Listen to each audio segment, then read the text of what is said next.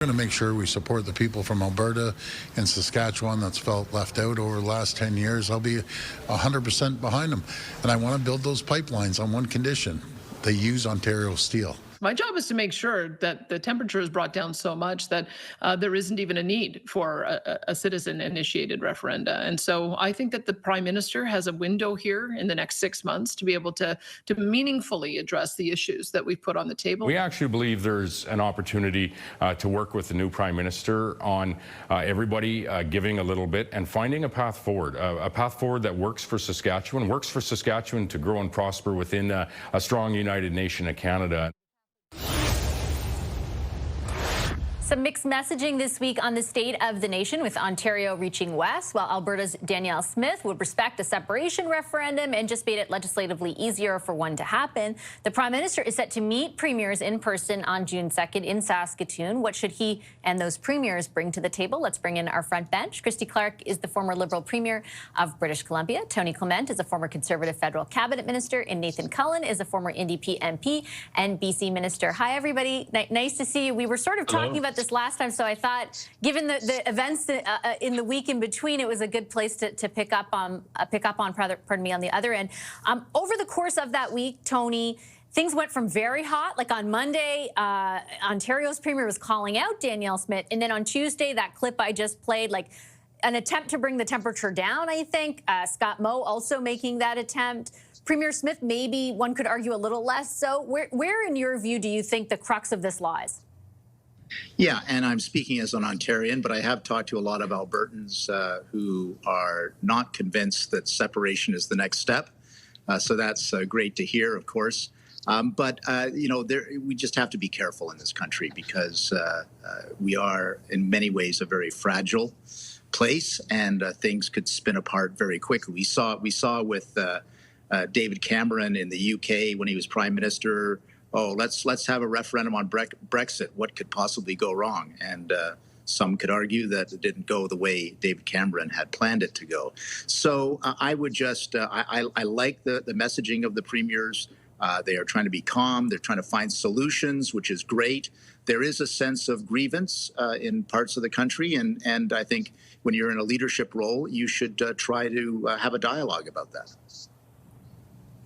Do you think that, Christy, that all parties genuinely want to have a dialogue about that? And I ask because there have been many points over the last number of years where it has been politically advantageous to be at odds with each other at both levels of government. Do you think that the incentive is there not to be right now?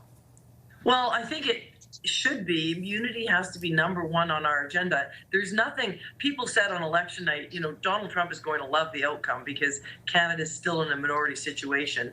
I think he likes the idea when Canada is split down the middle or not, or just when there's lots of infighting. It doesn't do us any good whatsoever.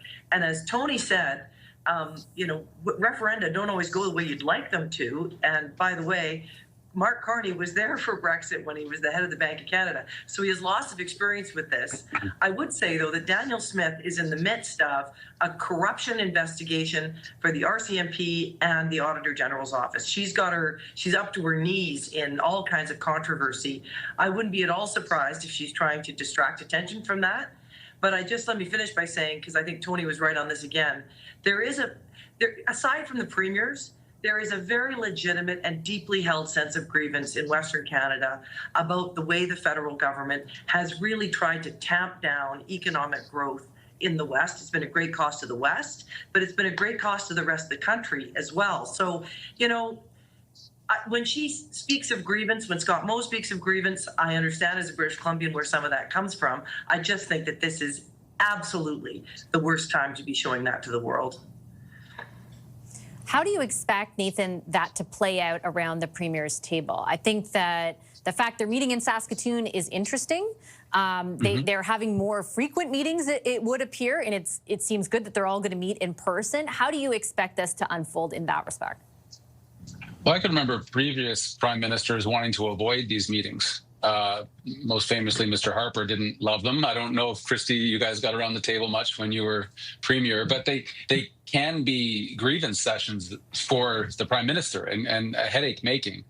Yet, at this time, I think Mr. Carney is very wise to do it because of the threats from the U.S., because of this conversation about trying to break up Canada. Coming out of these notions out of Alberta, getting together is really important.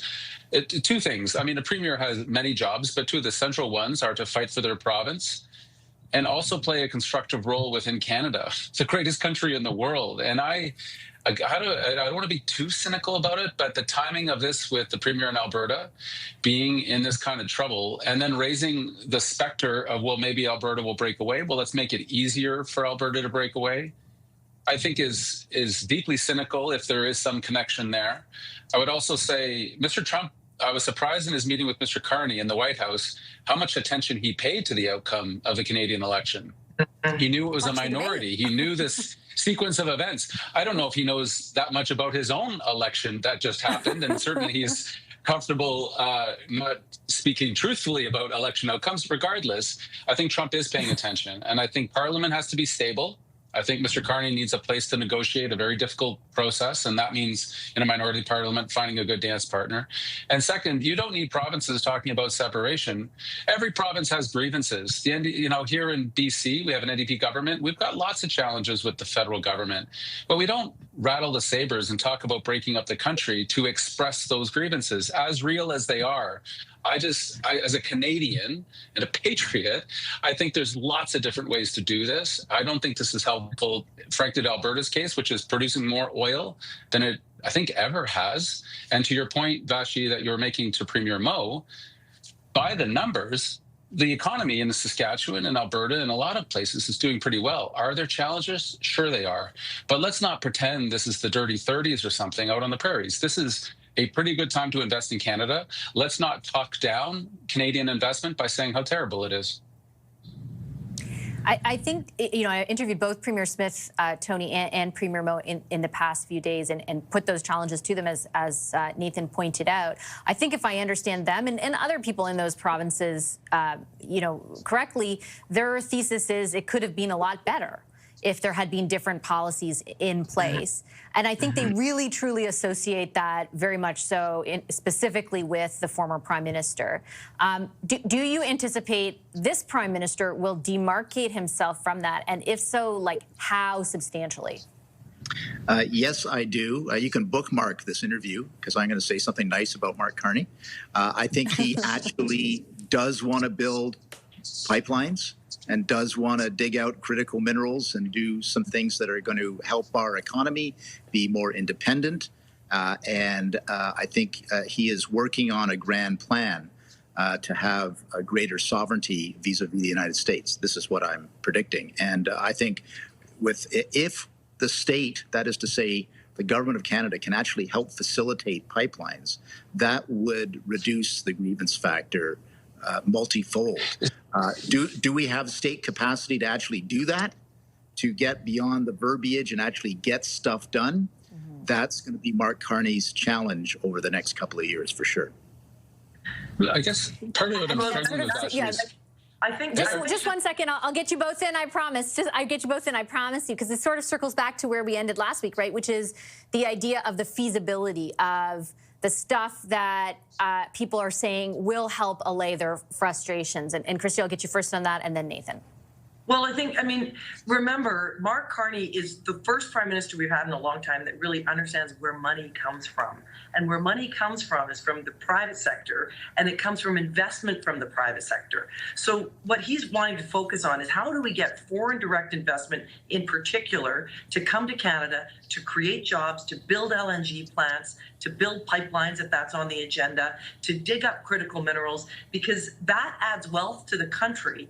And that's what hasn't been happening. And, when you talk about how Canada has become, the poorest of all the 51st states, if we were to become one, that's because governments across the country have been tamping down on economic growth through endless piles of regulation, by uncertain investment climate and tax climate, and shutting down projects that were just starting to get going by stalling them through regulatory process. So I think he's in the best position to take on this problem of any prime minister we've had in a very, very long time.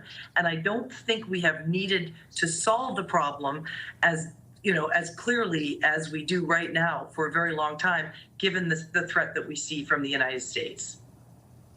Yeah, the only caveat I would add to that is I think it's a fair critique of the economic growth track. I think a lot of the comparisons are around GDP per capita, which is largely informed by the fact that our population grew at such a rapid rate due to immigration policy that the federal government now has reversed. But both of those things I think can be true at the same time. Nathan, your thoughts on what Christy said? Well, to pick up on something Christy just mentioned, investors do look for predictability, both on regulatory and permitting and those kinds of things. The specter of a referendum question and separating from Canada would be the opposite of a way to encourage investment in your province. Quebec will exactly describe this story for you, as they twice took us to the brink.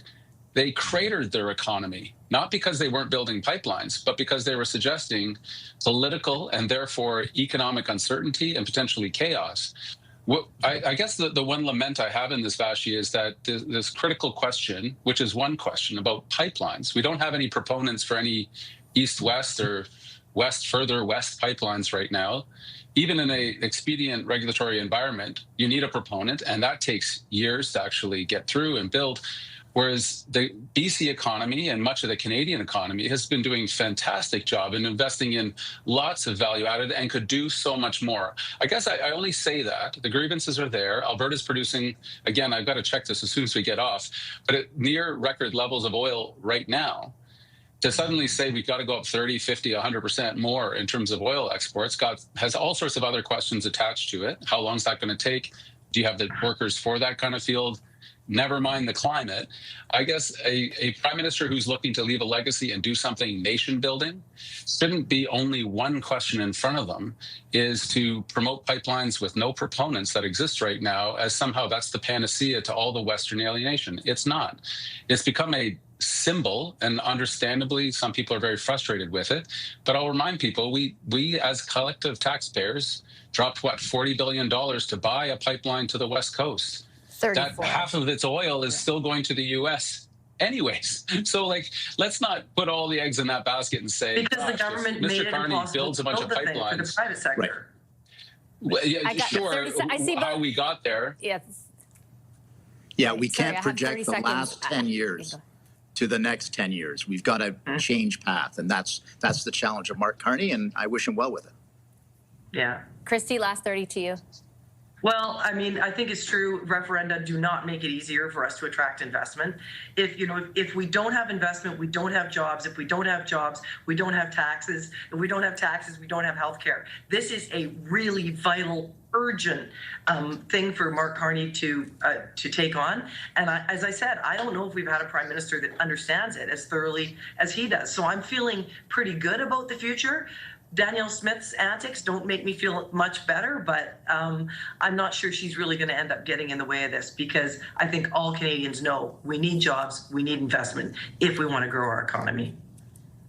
I'm going to leave it on that note. Appreciate the discussion as always. Thanks, everyone. Nathan Cullen, Tony Clement, and Christy Clark, our wonderful front bench.